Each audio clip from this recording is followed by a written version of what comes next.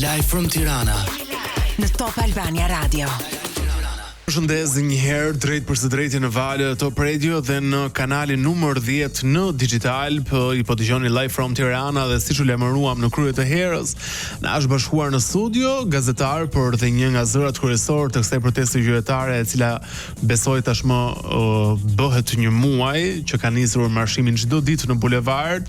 Osman Stafa, mirë se vjen në program. Mirë se gjej dhe të falenderoj shumë. Si je ti? I frymzuar, me shpresë, i gëzuar. Ka shumë ndjesi që të paktën i kisha humbur, sepse mendoja se çfarë duhet ndodh më keq në këtë vend, që njerëzit të vetë ndërgjegjësohen dhe të reagojnë për hallet e tyre dhe për hallet e asnjë partie. Se deri tani shqiptarët në 36 vite, çdo kush është dëshmitar, janë ngritur vetëm kur i kanë thirrur partitë. Asnjëherë kur ka qenë nevoja për t'i thirrur halli i tyre. Dhe prandaj për mua, sido që të shkojë gjithë kjo situatë, gjitha kjo protestë ka dhënë një mesazh të fortë që Gen Z-ja është ky brezi i ri që nuk pyet as për frikë, as se ke babain në punë, as se ke nënën në punë, as se ke gjyshin me partinë dhe partinë tjetër. Mos bëm pak shefe më shumë Gen Z-sne se edhe mos ti çojmë në se kam dëgjuar plot edhe kolegë të tut edhe që thon ky brez është shumë i bukur, ky. Jo, është nuk ka frikë. Unë shëtis protestën. Pra, nuk është vetëm Gen Z-ja, pra ky brezi, pra vetëm se ke edhe brezin ton. Edhe pra, më të mëdhenj. Po, deri diku, por përgjithsisht këtë protestë, po ti shikosh fytyrat, pra po dalësh dhe ti shikosh në shesh, shikon këto dy breze. Pra, nga 90-ta kryesisht dhe 2010 e të tjerë. Pra janë individë të cilët po e shikojnë, janë pra post diktaturë dhe janë individë që duan ta ndërtojnë të ardhmen këtu. Pra ti shikon aty dhe diskuton me ta dhe ka nga ata që tregojnë se shiko se babai timi kanë thënë që nëse djalin tënd e shikojmë në protestë mund të të heqim nga puna. Ka prindër të cilët duan t'i shtrëngojnë fëmijët e tyre mos dilnë protestë sepse jemi në administrat, jemi në biznes e të tjerë, pra për të tentuar atë që kanë bërë gjitha partitë politike në Shqipëri për të friksuar njerëzit momente kritike. Do të kundërshtoj sot edhe për ta bërë më interesante bisedën, se nëse them në lidhje me një studio themi të gjithë të njëjtën gjë, çupa pastaj. Është drejta jote, jepi drejtim. Unë njoh shumë njerëz. Kush ka top? Unë njoh shumë njerëz që punojnë në shtet, edhe në pozicione shumë të mira, kanë dalë në protestë dhe vazhdojnë të jenë ende në punë. Kështu që nuk e di sa e vërtetë është kjo gjëja që po dole në protestë se punon në shtet hiqesh nga puna, ndryshe nga çka qen dikur. Personalisht nga eksperjenca ime, të thash njoh njerëz që punojnë në shtet, kanë dalë në protestë dhe vazhdojnë të jenë në punë. Të them diçka, xhaxha im ka qenë elektricist në kohën e qeverisë kaluar. PD-s. Detyrohej të vinte nga Librazhdi në Tiranë në mitingje, detyrohej. Mitingjet e Berishës. Po, detyrohej. Është një vërtet, është një fakt, nuk donte. Kishte hallet e tjera, kishte probleme të tjera dhe shëndetësore, por i thonin që për të mbajtur punën duhet shkosh. E njëjta gjë po ndodh dhe tani. E frikshme madje. Me lista. Po i keni fakte, i faktonin po, tjetër që po, të gjeun po ta dija përpara të kisha sjell këtu edhe me mesazhe dhe të printuara, mesazhe se si administrata bënin deri në lista me 15 persona për të ardhur, jo, pra për shembull tek ai antimitingu që u bë këtu në Tiranë që u cilësua si, pra ty të kanë ardhur nga Elbasani, nga Librazhdi, nga Prenjasi, ty të kanë ardhur nga Berati, i ka mesazhet njerëzve vetë, individëve. Po nëse ajo është angazhim, ti do të mbështesësh pak partinë se në bën pjesë. Jo, në fali minut, po nëse ti ke mbështetjen e 820.000 njerëzve në gjithë Shqipërinë, po ti domethënë duhet mos ta bësh publike këtë gjë, sepse po e morë vesh do të mblidhen 830.000 e 20.000 sa janë në sheshin aty. Osman, sepse janë mbështetës të tut, në mos aq, gjysma. E kuptoj. Në mos aq, ore 100.000, ore 50.000, 20.000. Pra jo ti marrësh me listë, ti detyrosh. Po, për shkak kam parë një screenshot këtë ditë që qarkullon disa faqe, i cili ishte një mesazh i gjatë i cili thoshte përshëndetje, ju s'duhet të dilni në protestë se po dolet kështu. Aty nuk kishte asnjë numër që pse se denoncuan këtë numrin e këtij personi. Ja, për shembull un jam duke investiguar për shembull për një numër, i cili është numër shqiptar, pra i cili i ka shkuar në mesazhe, pra kam 10 numra se përdorin edhe këto tani truket për numra të huaj. Po patjetër unë në organet e mia patjetër në ato çfarë unë besoj kam dërguar. Domethënë se për të respektuar pak edhe privatësinë e njerëzve, pra po patjetër, pra ka dhe numra shqiptar me të cilët janë. I ke fakt. Po patjetër që po. Shiko, kam një gjë. kur në jetën time nuk dal për të artikuluar diçka nëse unë nuk bindem. Mua më thon çdo lloj gjëje që lidhet për shembull denoncime që lidhen me spitale, indicje të caktuara, nëse unë nuk e vërtetoj për ta parë vetë me sytë e mi, për ta vërtetuar me burimet e mia, nuk guxoj kur ta them në publik. Nëse mua më shkruajnë këtu dhe më thon, është një familje e varfër atje në Baldushk, është një nën me 3 fëmijë, me probleme të shëndetit mendor, unë duhet dhe shkoj ta shikoj, e vërtetoj që si është situata dhe pastaj bëhemi bashkë për shembull për të ndërtuar shtëpi, siç ka qenë një rast konkret i para disa muajve. Pra një nënë e cila së cilës i kishte vdekur bashkëshorti, shtëpia e saj ishte dëmtuar nga tërmeti 2019-s, kishte përfituar 36 milion lek dhe nuk ja japin nga Bashkia e Tiranës. 36 milion lek dhe u desh që të bashkohen disa individ pas denoncimeve që u bëra dhe thirrjeve që u bëra për të ndërtuar një shtëpi. Një nënë me 3 fëmijë me probleme të shëndetit mendor. Osman, kaq gri është në këtë vend sepse unë shoh njerëz që ore jetojnë jetën e kanë shumë dyst. Mbrëm për shembull, se trafiku është një hall tjetër në Shqipëri. Kur po kthehesha për në Tiranë, domethënë një radhë gjatë kilometrike me njerëz që vetëm ktheheshin nga jugu, jo nga Durrësi dhe Spilleja, nga jugu i cili është ekstremisht i shtrenjtë. Pra këtu ka dhe njerëz që edhe kanë lekë, edhe jetojnë shumë mirë. Jo, krejt okay. Jam krejt okay, po të shikosh për shembull. Jo, them se ndonjëherë të jap një përgjigje kësaj. Është vetëm kaq zi, kaq pesimizëm, kaq futemi në këtë agoninë e pesimizmit. Jam dakord, krejt dakord me ty. Për shembull, ka njerëz në Shqipëri, mund të jem dhe unë një ndër ta që në pushimet e mia, pra pasi kaloj një punë me shumë pra denoncime, puna ime lodhje etj, kam dhe unë nevojë të shkoj, nuk e di, në jug, në Durrës. Pra, të shkoj se dua të shlodhem. Apo në fundjavën time se ne kemi pra verën, tani e kemi të bekuar nga Zoti si pozicion gjeografik ku jemi, që e kemi dhe do shkojmë. Problemi i tillë është, nëse ti jeton në një vend ku korrupsioni është lemeri, pra ty spaku të nxjerr prova, unë kam lexuar dosin Balluku dhe kuptohet çfarë është bërë me parat tona, pra kujt janë dhënë tenderat, kujt janë dhënë projektet e tjerë me përcaktim. Ligji nuk e thot këtë gjë. Po pse të shkuajnë njerëzit herën protestë? Dhe ja të ta them. Se është shumë interesante që ne jetojmë çdo ditë me ajër të ndotur dhe papritur shqetësojmë për flamingot. Ja do ta them, nuk është çështje fare flamingosh këtu. Po ku ka shkuar? Kjo është propagandë koti për flamingot. Flamingot janë aty. Ja do ta them, Flamingo Revolution, kështu e kemi quajtur. Më bëre dy pyetje, unë dua ti përgjigjem. Po se e zgjat shumë pra. Po ju duhet ti vë pikën në një vend që ke korrupsion, në një vend që nuk ke shëndetësi. Ty mund të të bjerë sot goditje në kokë. Është krejt normale. Larg qoftë nga fjala, po nga fjala nuk vjen gjë e keqe. Jo, mos manifesto. Mund të më bjerë mua pra. O larg qoftë as kujt. Mund të më bjerë mua. Ore është normale. Ore as kujt. Ore infarkti, smundjet e tjera janë çështje të jetës tonë. Do shkosh ti në spital në QSUT. Po. Dhe ty sot aktualisht që flasë nuk të trajtojnë dot, sepse pajisja ka 2 vite e cila qëndron aty e mbyllur dhe nuk vendoset në punë. E di ti çfarë është goditja në kokë, goditja ishemike? Që ti duhet të bësh trombektomi. Duhet të bësh trombektomi. Nuk të bëhet dhe për 6 orë nëse nuk të bëhet, ti ose vdes ose mbetesh i paralizuar. Bëj pushimet në jug, bëj edhe në Greqi, shko edhe në Maldive. A jeton në Shqipëri?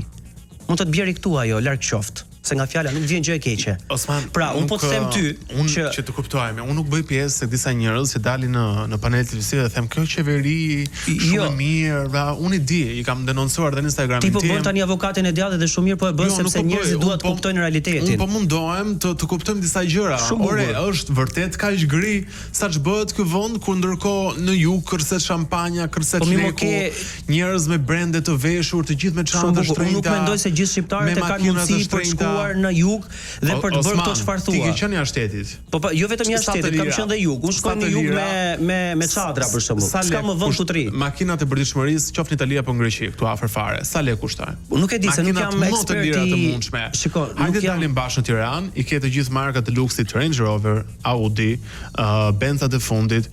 Dhe prandaj unë këtë po them, ore, ky vend kaq. Po mirë, mund të justifikosh ti këtë çfarë ti thua me mungesën e shëndetësisë, mungesën e arsimit, shpopullimin. Shëndetësia na prek të gjithë. Po prandaj po them. Budalla nëse do të thoja.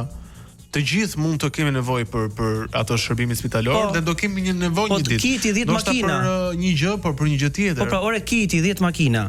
Po të kapi këtu, nuk ke shpëtim, nuk shkon dot as jashtë. Dgjoj, do shkojmë pak kur gjën reklama, edhe për të respektuar marketingun dhe rikthehemi shpejt në program për të diskutuar të tjera gjëra.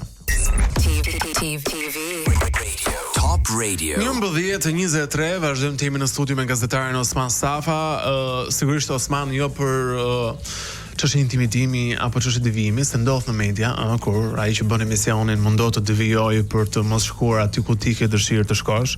Ne i dim problemet e shëndetësisë, i dim problemet e arsimit të gjitha me radhë. Domthonë ti ke denoncuar, ke me mira ndjekës në Instagramin tënd apo në median ku punon. Por shkojmë pak më në konkretizim të gjërave. Kam parë një listë me organizator dhe ti je një ndër, Ja. Kështu ka dalë, domethënë madje ishin çfarë s'dalin. Ishin gjithë gazetarët e newsit aty, ishe ti, Renaldo. Jo, dhe një herë. Unë nuk e di se realisht më kanë çuar edhe mund disa linçe, por ti nuk jam organizator, nuk jam organizator. Unë kam 5 vite që bëj betejën time për të ndërgjegjësuar njerëzit për problemet që ata hasin kur shkojnë tek urgjenca, tek onkologjiku, tek çdo spital. Pra që ata të kuptojnë realitetin, por unë organizator që të thras në kuptimin ti unë nuk jam. Ti s'merresh fare me këto njerëzit që bëjnë organizimin aty, ti unë kam folur pra ato çfarë un kam parë dhe kam denoncuar aty përpara pra qytetarëve, si kundër kam bërë edhe në rrjetet e mia sociale për ta mbështetur një gjë që për mua është më e bukur në 36 vite. Është një frymë e re, një frymë jo politike në kuptimin e thirrur nga partitë tradicionale në Shqipëri, për të cilat protesta thotë se janë shkaku që ne jemi këtu. Pra, ajo që thua ti e flamingove, pra, po ta marrim në dy drejtime, është një protestë e cila ndoshta nuk do kishte ndodhur, po mos kishte ndodhur ai grushti dhe rrëmbimi një personi i cili ishte duke protestuar për atë që konsideron si e drejta e pronës tij, dhe nga ana tjetër kishte policinë e shtetit. Ai është një shtetas shqiptar, po kishte nuk është bashkuar asnjë ditë protestës në bulevard. Shikoj, ndoshta hallin e tij ka pasur hallin e tokës tij, është krejt legjitime. Po nuk e ka zgjidhur. Ne nuk po flasim, ora ai mund të kishte hallin për se mendonte se Zvërneci është i tij. Unë po të kapem një element tjetër. Jo, po të kapem një element tjetër. Që një qytetar u godit teksa policia ishte aty dhe u zvarrit për 100 metra. Dhe kjo pastaj njerëzit kuptuan u mbush kupa, më nuk mban më. Super skandaloze ishte. Ore, korrupsioni, gjithë gjërat. Osman, më kupto Ronaldo për diçka shumë të sinqertë. Këtu jetojmë dhe i dim të gjitha. Edhe PS-ja i di. Po nuk mund të dalim kështu që ne i dim të gjitha. Jo më se ti nëse i di të gjitha do duhet të reagosh. Jo, një sekondë tash. Shumë mirë bërtitëm, frustruam, e sham Ramën nga. Nuk ka të bëjë me frustrim dhe shar Ramës. Po jo, frustrim është ai kur ti. Jo, një sekond. Osman, kur ti mua ma bën jetën ferr, unë frustrohem. Kur s'kam shëndetësi këto që thua ti. Është krejt normale të frustrohesh. Ata po kërkojnë dhe po dalin për drejtën e tyre. Jam shumë dakord, pra e nxorrëm dhe këtë e sham dhe Ramën nga njerëzit e shtëpisë, të gjitha me radhë, sham të gjithë socialistët, o qeveri e keqe. Nuk ka askush gjë me socialistët. Po një sekond për tash. Shumë bukur. Tani, njerëzit duhet të kuptojnë ore kjo protesta për çfarë është, se dje për shembull, shumë njerëz që dalin në protestë, personazhe publik kanë ikur në Zvërnec, Rizarta, Dea Michel dhe po qanin hallin e asaj zone të mbrojtur se sipas tyre mund të prishet. Disa të tjerë thonë dalin për të rrëzuar Ramën, disa të tjerë thonë dalin për të krijuar qeveri teknike. Ora, domethënë kjo ti thua që nuk është protestë flamingosh, në fakt çfarë proteste është? Shiko, apo i mbledh të gjitha bashkë. Shiko, a ke ti individë të cilët kanë ndjeshmëri për zonat e mbrojtura? Unë jam i pari që. Po shumë bukur. Ti a prekesh nga shëndetësia? Nga çdo gjë prekem. A prekesh ti nga korrupsioni? Nga të gjitha. Po atëherë ja pra. Janë të gjitha bashkë. Po patjetër që po. Po keni ju një plan? Pra, jo një plan se si ta kam. Po mirë, pra si do e zgjidhni këtë pra? Ja po ta them. Shiko. A i keni thënë ju njerëzve se si hiqet Rama? Dhe nëse hiqet Rama, kush e qeverisë? Njerëzit e kuptojnë vetë sa ko janë aty, besojnë se dhe i kërkojnë kryeministrit dorëheqjen. Unë dua të kuptoj, nëse Rama jep dorëheqjen, mua kush më qeveris për vitet e ardhshme? Atëherë, sipas asaj çfarë është deklaruar në protestë, është një kërkesë që dorëheqja e kryeministrit, më tej një qeveri teknike me afat 12 mujor. Po kush e përcakton këtë qeverinë teknike? Atëherë ti, nëse jep një kryeministër dorëheqjen, më pas ti do dialogosh, do diskutosh, do propozosh individin që ti mendon se kush i propozon këto individë?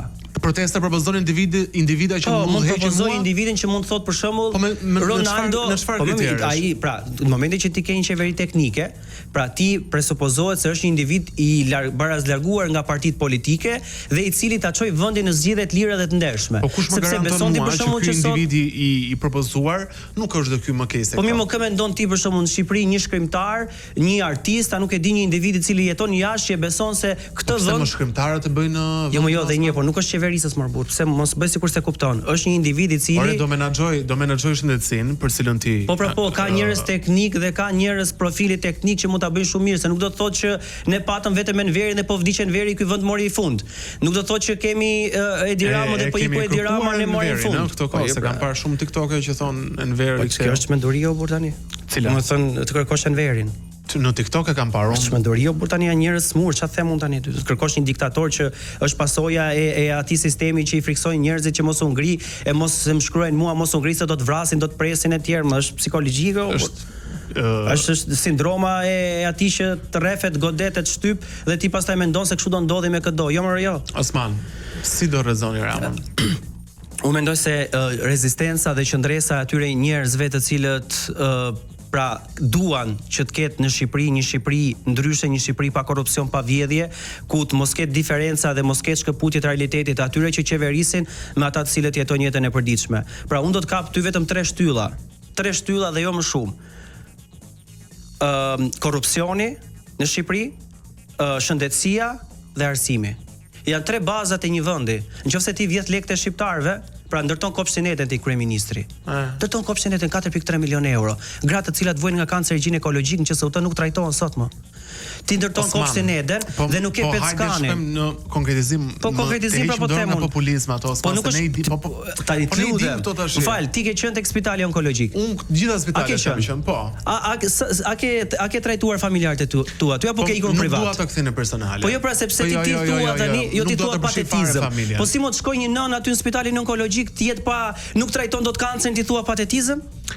Jo, sa tash patetizëm. Tash populizëm. Populizëm. Pra ti një nën të shkojnë në spitalin onkologjik dhe ti thua është populizëm sa ai nuk trajtohet dot. I ke thënë këto, i ke thënë në News 24, i ke thënë Tigrida në darkë. Jo, dhe njëherë, unë do të them këto se ky është misioni im se njerëzit duhet ta kuptojnë. Ore, po ne mund të themi gjithë ditën që kjo s'bën, po si është zgjidhja? Po zgjidhja është që njerëzit të protestojnë, të qëndrojnë atje në shesh, për mua pa dhun. Ti e kupton që ato po thonë ne do krijojmë kuvendin këtu, të krijojmë një shtet paralel? Po çfarë është kjo? Po praktikisht nuk është shtet paralel, po tani një kuvend aty. Jo, nuk ka gjëra të tilla. Janë fake news. Tani pra, nëse ty të thonë që do krijojmë një organizim si një parti politike nëse bëhet. Unë nuk e di se çfarë është. Nëse I vën emrin kuvend kombëtar nuk do të thotë shtet, se nuk janë çmend akoma njerëzit që të krijojnë struktura paralele që të fusin vendin luftë civile. Po jo janë fake news. Unë mendoj se njerëzit, fuqia e këtij populli, pra nuk është tek dhuna. Unë mendoj, është mendimi im, mund të jemi gabuar, nuk e di. Unë mendoj se fuqia e njerëzve, shqiptarëve, qytetarëve, nënave me fëmijë që dalin me karroca aty, të gjyshërve tanë, kujdo tjetri, është sheshi. Sikur ndodhin në Bullgari. Netën 2 muaj atje në protestë derisa qeveria dha dorëheqjen. A është bërë pa komerciale kjo protestë? Fare për mua. Fare? Zero. Po dje ndodhi një propozim aty. Po më tani tek e dikujt, ore aty do të serioze diçka se ma hapet të temën. Shiko. Kemi politikan, pra edhe kjo qeveri të cilës në fillimet e vete janë nxjerr fotografi me kriminal. Foto. Dhe këta thonë që po pse mo ne do e dim se kush vjen na kërkon dikush foto dhe krejt legjitime, pra në moment parë të duket krejt normale, edhe pse koha ka treguar se janë bashkëpunim me krimin organizuar. Krimi organizuar prodhon deputet në Shqipëri. Por nga ana tjetër ti thua krejt normale mos e edhe mua edhe ty mund të vinë njerëz në rrugë, bëjmë foto, ti nuk e ke detyrimin, njep atë certifikatën e penalitetit dhe të kuptojmë kush je, nuk e bën dot. Tani të dalin ty individ që mund të jetë të smur nga mendja. Pse do dikush propozon aty smur? Jo, dhe njerëve kanë për diçka tjetër. Pra, të smur nga mendja që përfaqësoj një ekstremitet saktuar. Ka njerëz të smur nga mendja? Po mimo të mori kryeministri një zonjë atje që tha se kjo është e Iranit etj etj. Atë në Kosovë e përdorin për klikime, tallen me të. Sikundër të marrim në Zexhinen në Shqipëri, që pra mediat në Shqipëri e përdorin për të tallur, ta çojmë në një protestë në Kosovë. Fuqia e saj në Kosovë është zero, fuqia e saj gruas që erdhi nga Kosova në Shqipëri është zero. Si që ka ajo një grua që pas ka ardhur në Shqipëri. Pra këto janë tentativa që ti njerëzit thonë ore spitalet pa ilaçe, këta thonë Irani. Njerëzit janë në hall, se ka njerëz në këtë vend që duan Ramën. Po, dhe propozimi ai e mendoi aty do të ta mbante mend, nuk e di domethënë, nuk e di pse. Po mund të kapesh me këto kur hallet janë mëdha nga ana tjetër? Po, si komerciale, aty ka menduar individi për ta bërë. Ora hallet e spitaleve si do i zgjidhim? Osman ti më shkon se është ora 11:30 para dite, mos e bëj kaq. Po, do të isha në spital tani. Mos e bëj kaq dark. Po dark është. Beti Mane ka thënë në këtë studio se si mundet një gazetar dhe të raportoj dhe të protestoj. Po, mundet. Më lejohet kjo në gazetari? Atëherë, unë si Osman Stafa kam zgjedhur që të denoncoj për vite të tëra atë çfarë unë kam menduar. Po ti në protestë se ju ja të ta them. Edhe në raportim pastaj unë jam aq gazetar me dinjitet dhe respektim të profesionit tim, saqë kur raportoj nuk përfshi ato çfarë ndoshta unë besoj, por raportoj korrekt. Shikoj raportimet e mia aty ke. Po si mundet një gazetar që del raporton me logo? Po sepse unë kam angazhim qytetar. Unë jam dhe një qytetar i angazhuar e këtij vendi, jam dhe një aktivist i cili mbledh tapa sepse duhet se ky shtet nuk i ndihmon njerëzit për të vendosur proteza, do mbledh tapa në gjithë Shqipërinë që të shesim dhe me lekët që marrim të blejmë proteza për ata të cilët nuk ecin, nuk janë të gjymtuar. Pra unë bëj dhe këtë, jam aktivist. Jam edhe një njerëz që në fund vit bashkë me grupin tim çojmë dhurata për fëmijët e harruar zonave rurale. Edhe aktivist, edhe gazetar, dhe del në të gjithë oraret thua Ramanburg. Unë nuk them as Ramanburg as Berishamburg, sepse nuk jam. Unë jam një gazetar i cili dal aty dhe them, qytetarët nderuar, kjo është situata në spitale, kjo është situata e korrupsionit. Ti vet, nëse do të kishe mundësi të jepje një zgjidhje kësaj situate, çfarë do doje? Të takoje Ramën që thoshë plak, hajde ne zgjidhim këtë halle, ti ke Rama, të krijosh një qeveri e re, pra ti vet çfarë mendon se zgjidhja më e mirë? Unë mendoj se kryeministri Rama ka pasur mundësitë e tij 4 mandate për qeverisur këtë vend dhe për t'i bërë gjëra të mirë. Ka pasur kohën e mjaftueshme. Unë mendoj se Sali Berisha e ka dhënë çfarë ka pasur për të dhënë për këtë vend dhe situata që njerëzit nuk kanë besim tek opozita është dhe si pasojë situatës në Partinë Demokratike. Pra kjo është e vërteta dhe prandaj këta njerëz dalin dhe nuk janë të kënaqur nga asnjë parti politike. Sepse duan një shpresë të re, sepse kur kisha lindur në 92-shin, tu kanë ngjitur pra të shpresë të re. Po për shpresë të re sepse duan njerëz që t'i dalin dhe t'i përfaqësojnë. Po kush janë këto? Po mirë, do dalim, nuk e dim. Do të zbresin nga qielli. Ku e di unë? Pra, janë individ që ndoshta koha i prodhon. Janë individ që njerëzit duan të kenë besim tek ta. Pra që të çojmë përpara, mos e nuk do të thotë që Shqipëria në 36 vite ose 33 vjet sa jam unë, të qeveriset vetëm nga 2 njerëz. S'është normale. Ti nuk beson që kjo protestë ka njerëz që marrin lek? Marrin para? Janë ngritur disa akuza. Po si mund të marrësh, nuk e di domethënë kush mund të paguajë. Na thuaj të marrim dhe ne, ku e di unë çfarë them ty tani. Po si mund të marrësh? Po tani Po si mund të marrësh para? Po se di pra tash. Unë nuk e di. Unë në jetën time sigur 1 cent ke marr, unë si Osman Stafa, nga kushdo, për shëndetësinë, për kauzat e mia etj, unë e kam thënë, ma dhën Zoti ku më dhën më shumë. Unë jam njerëz që besoj në Zot. Besoj në Zot. Dhe po them 1 cent ke marr. Edhe po të kesh marrë se ka njerëz që kanë marrë dhe si kanë gjetur gjë për atë. Nuk marr kurrën, kurrën e kurrës. Nuk më eksiton leku mua. Kam problem këtë. Çfarë të eksiton Osman? Më eksiton që të ketë në këtë vend të ketë drejtësi, të ketë mundësi të barabarta dhe që nënat me fëmijët e tim mos marrin 15000 lekë në fund të muajit, sepse aq para u jep ky shtet, të vjetra, jo të reja. E di. 15000 lekë. Edhe të trajtohen siç duhet. Kosova jep 100 euro, e Shqipëria jep 15000 lekë. Që zblen dot 1 kilogram djath. Qartë. Pak reklama edhe rikthehemi shumë shpejt në program, kemi të kaluar pak limitin, por ka gjëra të rëndësishme për të diskutuar. Rikthehemi shpejt në program. Një këngë që dedikohet disik shumë me shpirt rebelimi kundra sistemit.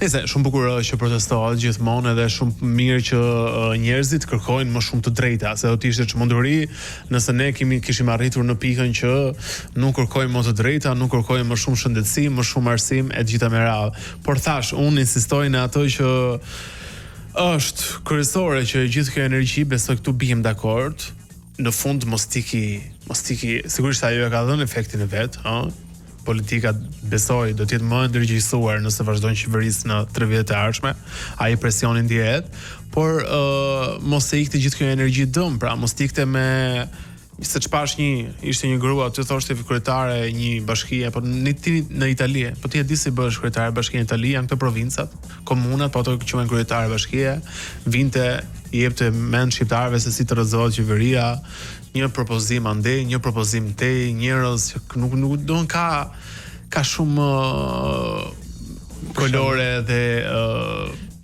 gjëra interesante, protesta, por uroj mos të iki dëm Osman, edhe këtu qëndron gjithë çështja se si kjo protestë mos të iki dëm. Për fëmin tim, unë s'parri dashur se di nesër pas nesër të ketë kushtim ky se ky ka calloj tubash.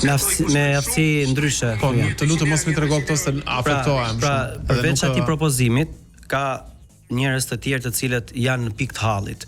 Pra ky individ merr një 300.000 lekë nga shteti shqiptar për të mbajtur një fëmijë i cili është me aftësi ndryshe, nuk ecën, nuk flet. Shëndetësia këtu e la për të vdekur, shkoi në Francë, kërkoi azil atje, e trajtuan, ushqehet nga barku, nuk merr ushqim nga goja siç ushqehemi ne, dhe në fund fare kërkoi azil dhe azilin ja refuzuan se i thanë se shëndetësia në Shqipëri është, pra shteti shqiptar na ka thënë se është i sigurt, pra ai trajtohet në Shqipëri, ndërkohë shëndetësia në Shqipëri e la atë për të vdekur. Vjen në Shqipëri dhe ai nuk paguan dot ushqimin për fëmijën e tij, 15.000 lekë në ditë, sepse duhet të paguaj pra ushqimi i cili nuk është bukë siç e blejmë ne, është ushqim i përgatitur. Pra, përveç këtyre historive, pra duhet kuptosh se aty ka njerëz me hall. Futesh në disa tema që edhe mua më japin shumë siklet. E di pse më japin siklet sepse janë tema shumë delikate. Po sepse të tilla janë, është historia e njerëzve. Këto temë, këto po historisë ne s'mund të themi këtij individit që shikon se këto realitete nuk i ka mohuar njëri. Po i kanë mohuar more. Po më mos po ti mohon kryeministri. Po partia patjetër do i mohoj. Po problemi është se të them ty. Po ne jemi përballë disa njerëzve që thonë se kemi probleme dhe një kryeministër që thotë ju po protestoni për Zvërnecin. Dhe nëse ma lëni një gjë për Zvërnecin, të lutem. Se më iku. Është shumë e rëndësishme të kuptojmë që në 2024 ka ndodhur diçka e cila nuk ka ndodhur në vende të tjera. Është kundër politikave të Bashkimit Evropian. Është votuar një ligj në Kuvendin e Shqipërisë që të ndërtohet në zonat e mbrojtura të Shqipërisë, gjë e cila nuk ka ndodhur më parë. Pra si mundemi ne të ndërtojmë në zonat e mbrojtura? Ti nuk ndërton dot. Në Thet për shembull i prishi ato ndërtesat kryeministri se tha ju po ndërtoni zonat e mbrojtura. Ndërkohë në zonat e mbrojtura të tjera jep lejen kryeministri sekretari i Këshillit Kombëtar të Territorit. Në Maldive? Jo, nuk kam që nuk besoj se do shkoj ndonjëherë se e diti kush i ka gjysmat e jushëve atje?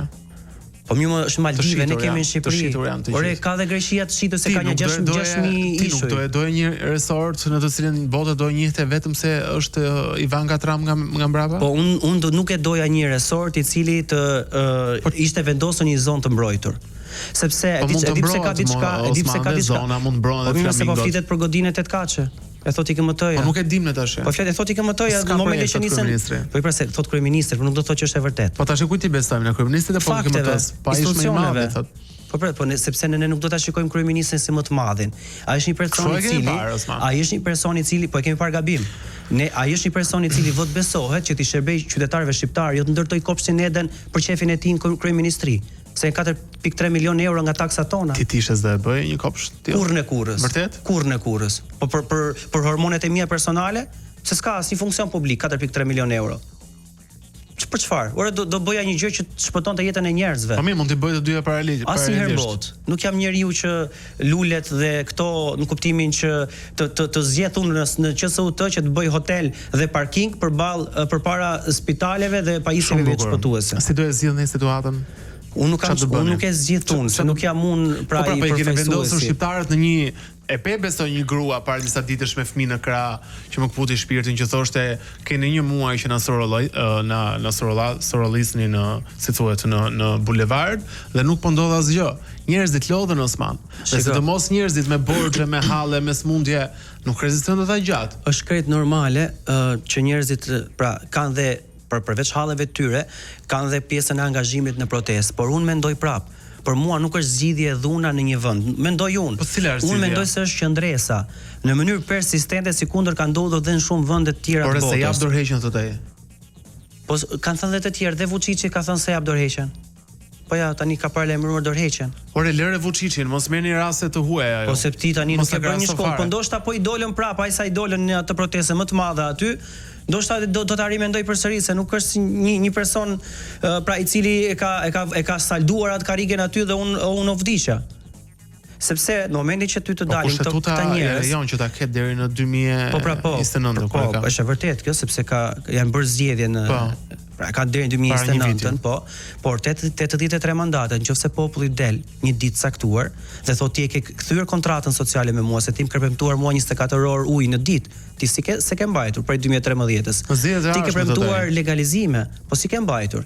Ti ke premtuar drita, nuk e ke mbajtur, se ke fshatra në verë ndimër që nuk kanë drita se bien shtyllat se janë shtyllat e sistemit Enver Hoxhës. Ai do të thotë zgjedhje e ardhshme. Po tani nëse shqiptarët duan që 4 mandate i bëjnë 5, Po si do të zgjidhin pra Osman se janë futur njerëzit në një hall shumë të madh. Sepse njerëzit tani nuk e di se si do shkoj, sepse është akoma herët mos e ke 30 ditë. Dhe ti pretendon tani që unë dua një individ kush është aty si do e bësh ti. O vlla, kanë pasur 36 vite këta dhe kanë bërë kështu. 4 ditëra në 91 Osman. Jo, dhe ajo ka diskutim tjetër, po na merr një emision tjetër për të diskutuar edhe nëse lexojmë çfarë ka ndodhur atëherë. Por unë po të them, ata kanë 36 vite dhe nuk janë lodhur asnjëherë duke shtuar pasuritë e tyre, duke pasur një jetë të bukur e tjerë. Dhe shqiptarët nuk duhet lodhen për 30 ditë se dolën protestë, por nëse kanë ndarë mendjen se në këtë vend nuk jetohet dhe nuk ka të ardhme, pra nuk blen dot një shtëpi në Tiranë. Nuk mundet dot, është edhe normale mos se në kuptimin edhe një njeri në Rom do duhet të punojë shumë vite që të blejë një shtëpi, se ka miq atje që jetojnë edhe shqiptar. Por atje të paktën rroga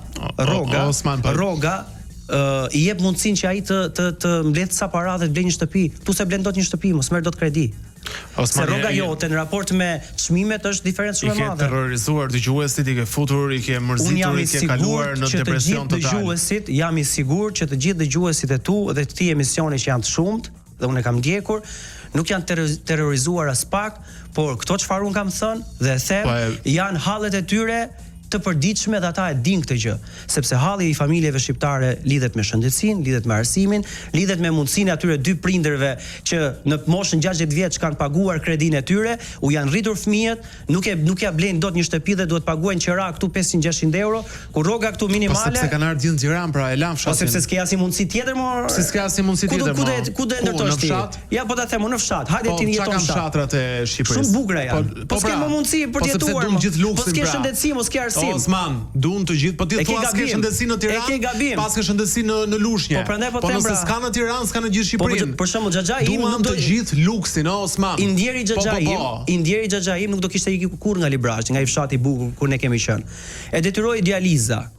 Pra u detyrua të vinte në Elbasan. Po mos merr raste specifike, Osman. Shumica ikin se duan me jetu në Tiranë. Nuk duan luks, duan të jetojnë. Shqiptarët nuk duan luks, ti e ke seriozisht? Po seriozisht e kam. Por shqiptarët luftojnë për. Hajde dalim çik jashtë 2 tani në studio. Shohim pak atletë të njerëzve. Hajde shikojmë Tiranë. Do e mbash premtimin?